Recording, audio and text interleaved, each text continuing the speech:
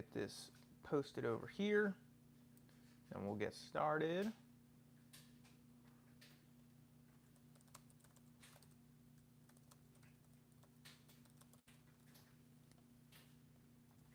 Bam. All right, posting that up on the old Facebook. So anyone who wants to join can join. I'll eventually get some clips and stuff like that onto Instagram and TikTok and all that good stuff. But for right now, we're sharing it to Facebook because those are the people who are most likely to join on here. So today, I have some interesting things I want to talk about. I talked a lot last week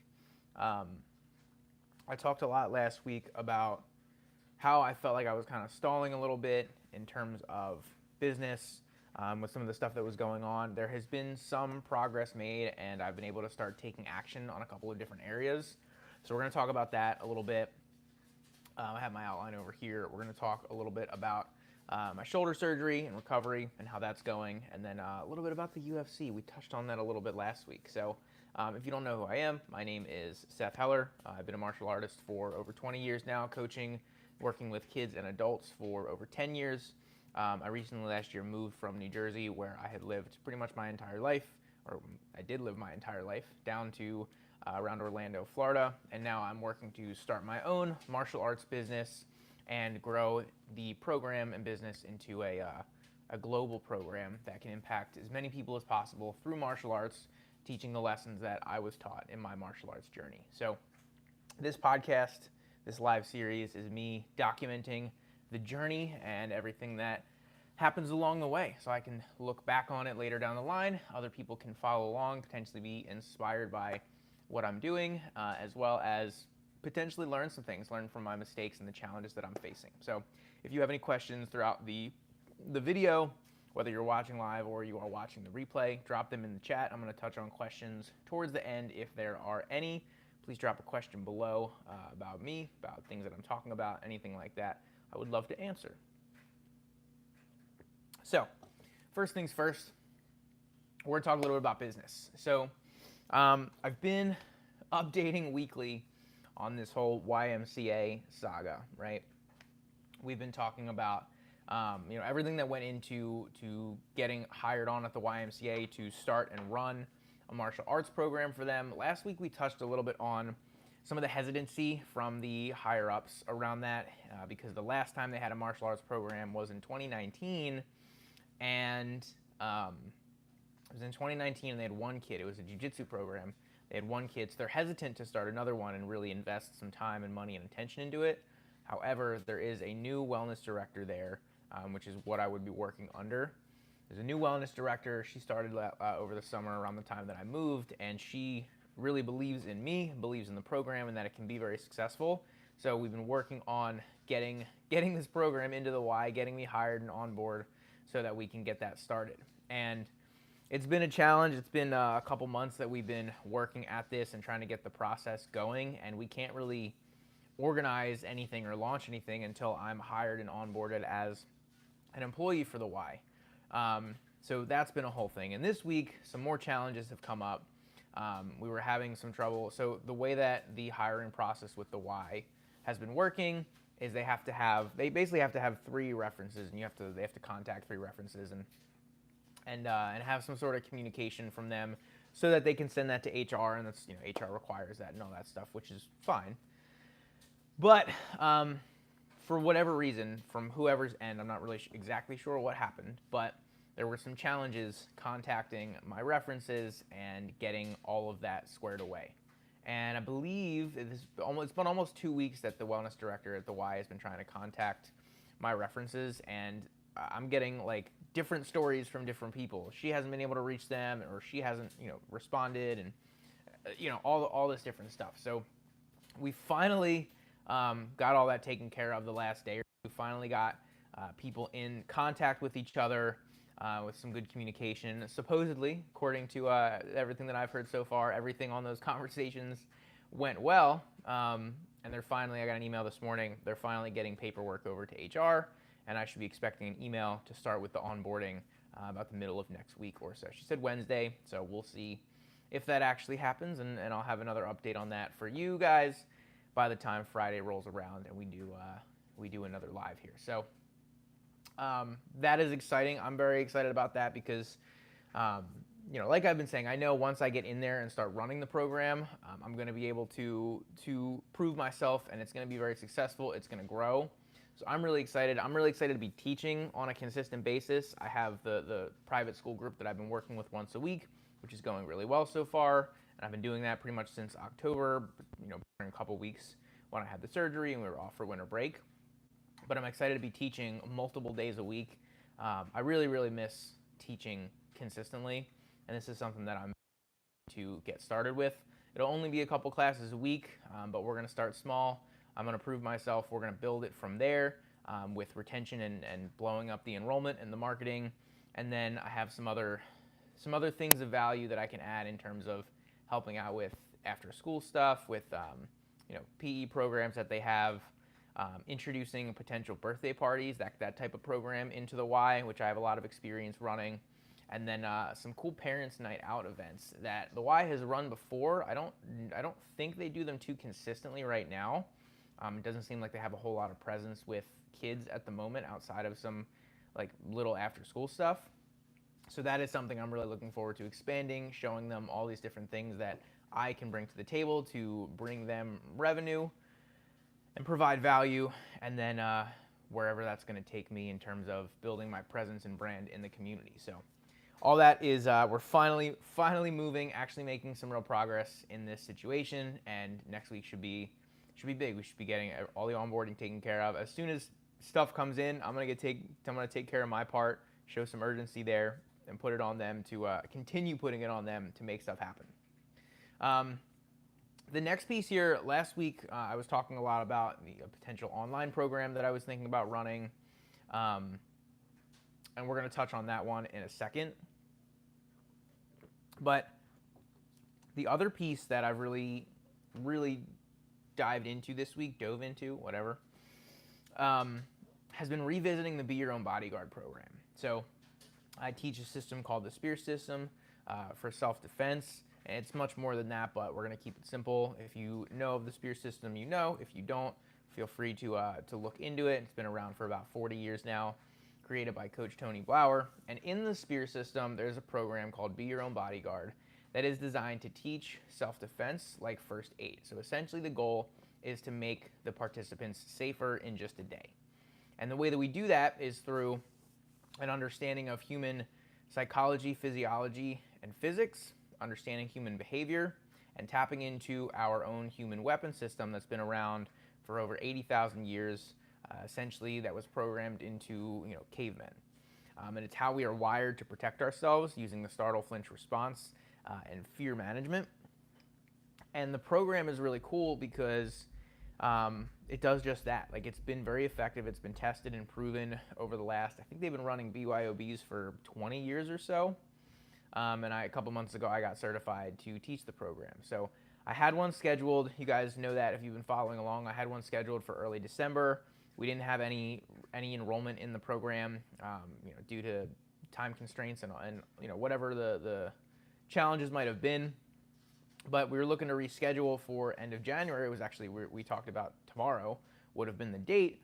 But I still have not heard back from the gym that we were supposed to hold it at. So now I'm revisiting that as an opportunity because with the Y not giving me as many classes as we initially talked about, and some other things going on, I'm trying to find ways that I can provide value and expose my brand to the community, as well as generate some revenue for the business and for me, so I can continue to live, which is important for sure. So the way that I'm going to use this or do this, the way that I've been doing it this week, is I've been searching for gyms and other types of communities that have basically easy access to adults that may be interested in this type of thing. So last Friday, I spent a lot of time reaching out to different gyms in the area, like CrossFit gyms and facility, like class-based facilities like that.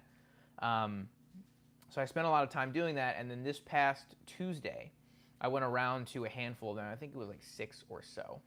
I went around to a handful of them. I drove around a little bit, was out for a couple hours and visited a few of them. I got to talk to a couple of them. There were a couple of gyms not too far from me, about 10-15 minutes from me, that I was actually able to talk to the owner or the director, or, whoever was someone who was important that was there, and started to plant some seeds. I actually have a meeting after this video. I'm going to head over. There's a yoga studio around the corner from where I live, and I've been in communication with like a director person from there, and we're going to discuss that kind of thing. So my goal is to go to a couple of these different locations. Maybe I lock in 2 or 3 a month, or even 2 or 3 a quarter, 1 a month or something. And we're able to hold a BYOB at their facility, tapping into their membership, so their member base, and generate some demand that way, and then bring in other people that Blower Tactical bring in from their list and their marketing efforts, as well as people that I know around the community. So that's what I'm looking to do right now.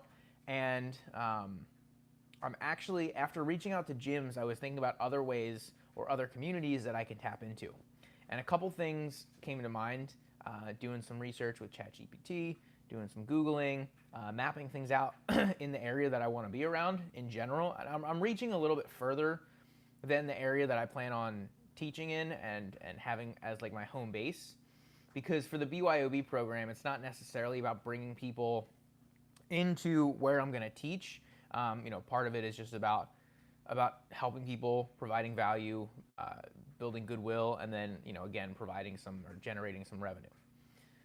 So I am extending the search a little bit. So what I'm doing is I'm also reaching out to places that work a lot with kids. So like dance schools and gymnastics facilities. PTAs is something I'm going to be working to reach out to as well. I actually have a pretty extensive list of those kind of places in the area already, and I've been in contact with a handful of PTAs in the area too. When I was a few months back, I was reaching out about running a self-defense class for the kids, and now my goal with the PTA specifically, I'm thinking we can take the angle of using it as a fundraiser for the PTA. Give them a certain percentage of the revenue that's generated. They get some skills. I get a little bit of income. It's a win-win for everyone. But then also, like I said, the dance schools, the gymnastics facilities, and other places like that have a lot of members, a lot of people coming in and out all the time, and potentially have some good reach in the area. So I can serve that community. They can hear a little bit about me and what I do. They can be in front of me while I'm teaching. And it's another effort in growing my brand in the new area. So there's a lot of exciting stuff going on there, and that's where a lot of my focus is going to be right now. I'm trying to think of realistic ways where I can take action and how can I leverage the communities that are already built and established, build trust with kind of the head of the community, and then have that trickle down to building trust with the rest of the community, the members and all of that. I also last week reached out to a handful of private schools that I've been in contact with before, talking about potentially bringing some programs to them. There's one around the corner from where I live right now, and I had reached out and they got back to me saying that they had a vendor market or something along those lines at the end of February, and they invited me to participate in that. And essentially there's just a lot of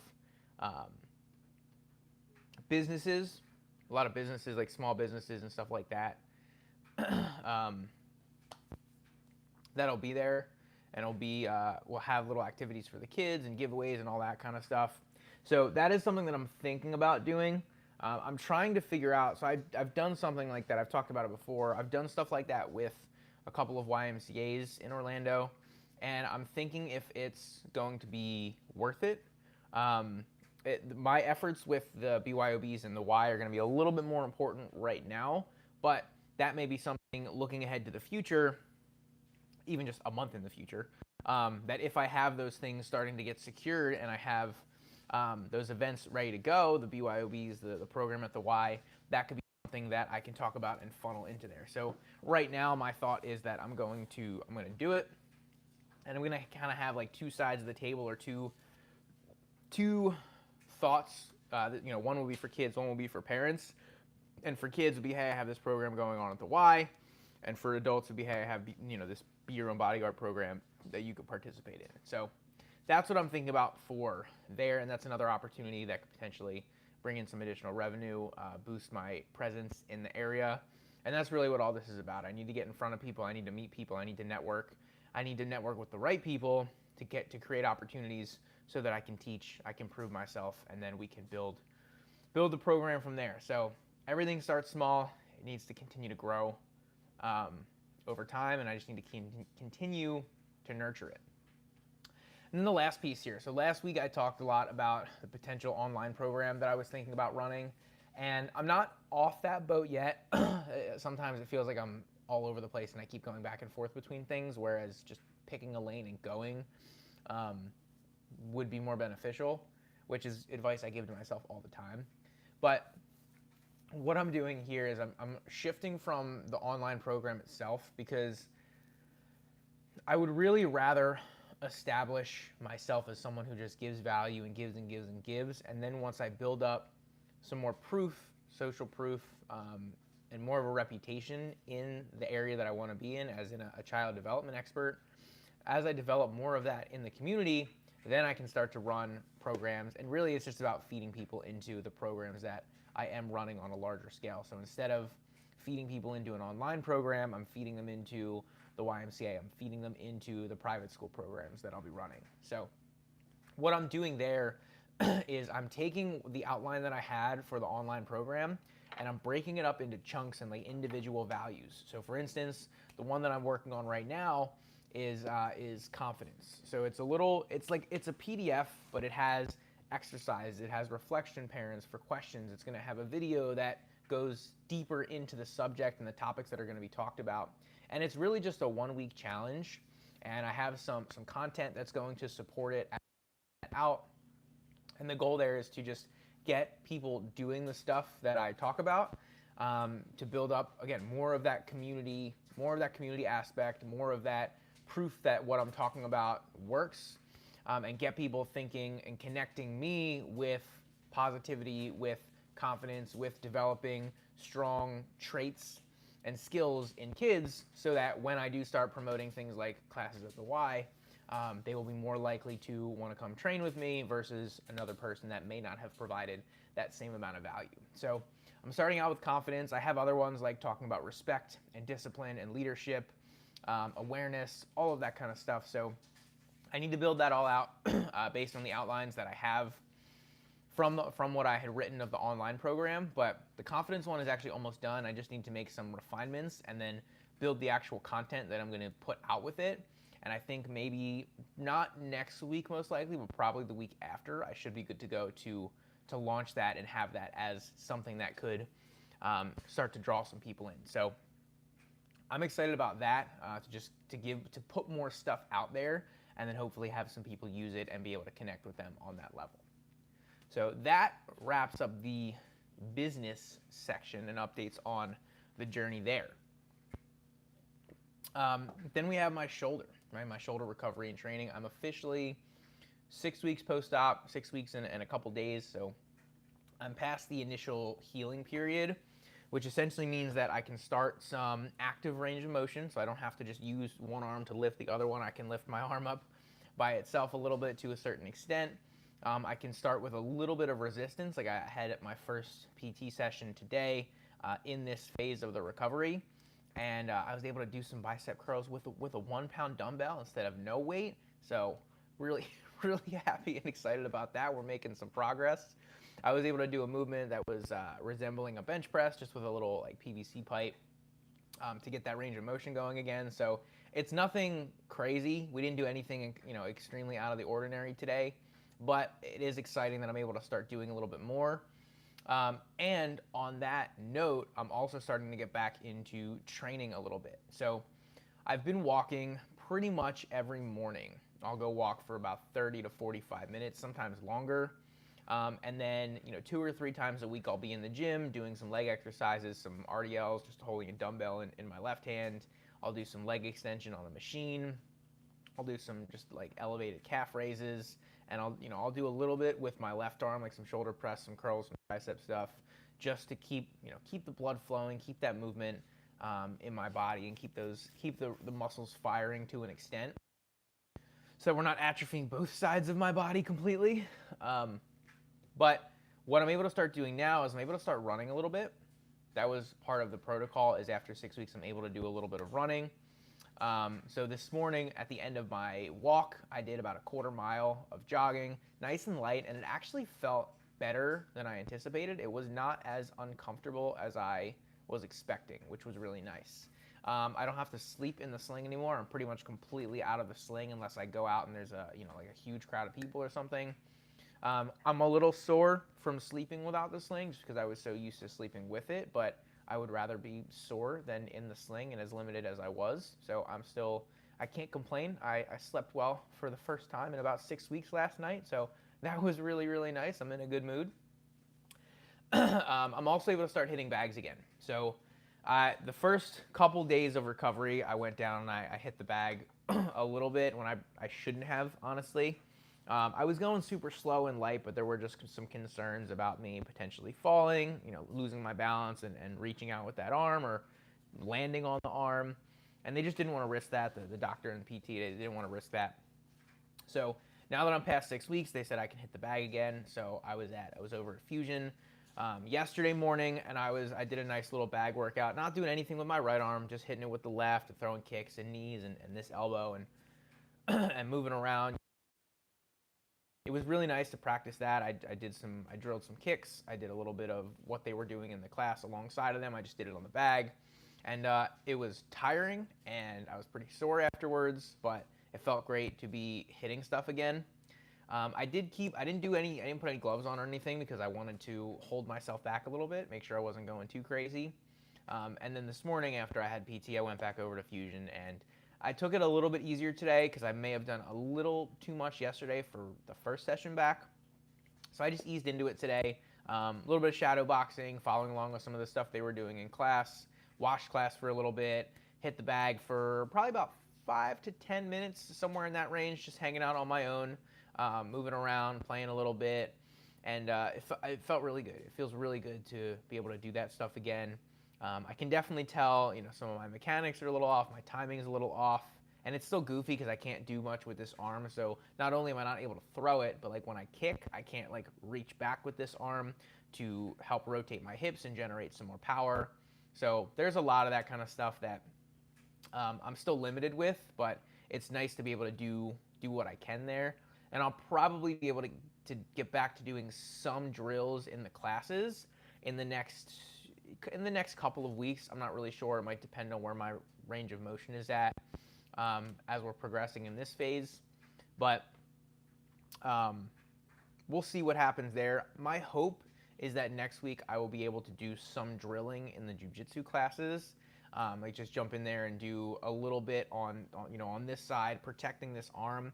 I'm used to protecting this arm because when it would pop out before I had the surgery, it would pop out, and then I would basically just be grappling and training with one arm for the rest of that class or for a couple of days while it recovered. So I'm used to protecting it. I'm used to babying it a little bit, so I know that won't really be an issue. I just want to make sure that I'm not going to do any damage to it or jeopardize the recovery. But as long as I'm not using it for anything, I think I should be totally fine. So that's my goal next week, is to get a little bit of drilling in with some of the grappling classes. And then I'm going to keep going to the striking classes, shadow boxing, hitting the bag. And then in a couple of weeks, I'll probably try to jump in and start to do a little bit of drilling with partners. So I'm getting antsy. I want to spar. I want to grapple. I want to go live. But I know this is what's ultimately best for me in the long run. And for me, it's not easy to think about like long term, but I have gotten myself to a point where I'm willing to suffer in the short term to do what's better long term. So I'm able to do that, and I'm able to be okay with it. And the last thing I wanted to talk about here, not a ton of specific topics, just kind of getting some work done this week and getting aligned with the path that I need to be on. But UFC is back. If you know me, you know I'm a pretty big UFC fan. I mean, I've been doing MMA since I was a kid, and when I was either 13 or 14, I didn't discover the UFC, but like I really started to become a fan and look into it, or get into it and watching the cards. And that was what, 12, 13 years ago. I'm 26 now. And it was like right at the end of Anderson Silva's run. So I think pay-per-view I watched actually was his first fight with Chris Weidman. It was either that or it was, I think GSP and Johnny Hendricks was one of the first, if not the first, that I watched as well. And so it's kind of that era where like they were starting to fall off a little bit, those legends. And then the new guard kind of was starting to come up. But I watched Anderson Silva a ton because when I was 13 going through my first black belt challenge, I stuck to keep my hands up. Like I would end up bloody pretty much every session just because my nose got busted up because I couldn't keep my hands up. So I was like, all right, I need to practice keeping my hands up, but it would also help me a lot if I can learn how to move my head. And if you don't know, Anderson Silva is one of the best, if not the best of all time in MMA at head movement and evading shots. So I watched him and I drilled a lot of the things that he would do in fights. I ended up getting a lot better at my head movement, getting hit a lot less, not bleeding as much, which was always nice. So I've been a fan for a long, long time. I don't agree with a lot of the things that they do or that they promote, but in terms of the fights and the sport, I love it and I can't really get enough. And that's one of the things that makes it hard for me to not be training because now I'm watching fights again and I can't go and emulate or go and train and do that stuff. So, but last weekend it was nice to just hang out on the couch and watch a full night of fights from like 5 until 12:30. So good 7.5 hours of watching fights and chilling out. That was really nice. There were some good fights. It was a pretty exciting night. I don't love when, like, a lot of people will see technical fights, like they'll go to a decision or there's not a whole lot that's happening, and yeah, it's not the most exciting, but I do like watching a lot of the high level guys, even if they don't have the most exciting fights. I like watching them, just watching them work and watching their technique and how they move and how they strategize and how they adapt on the fly. There's a lot of cool stuff to watch if you know what you're looking at. Not as exciting for the casual fan, but I definitely consider myself a hardcore fan, especially with as much as I train and know about MMA and coach. So I like to take a look at it from an analytical perspective and a coach's perspective, use it to train my coach's eye a little bit too. So I do consider following the sport and watching fights something that helps me improve my skill set as a coach, helps me stay connected with the trends and like what are some of the best practices that are coming up now. It always goes back to the basics, and that's a huge part of what I teach and how I train is just nailing the basics and getting really, really good at the fundamentals and the first things that you learn, essentially, because that sets up your ability to do everything else. But it is cool to see what different fighters are doing and different trends that are happening and how people are elevating their levels and their game with different tactics. So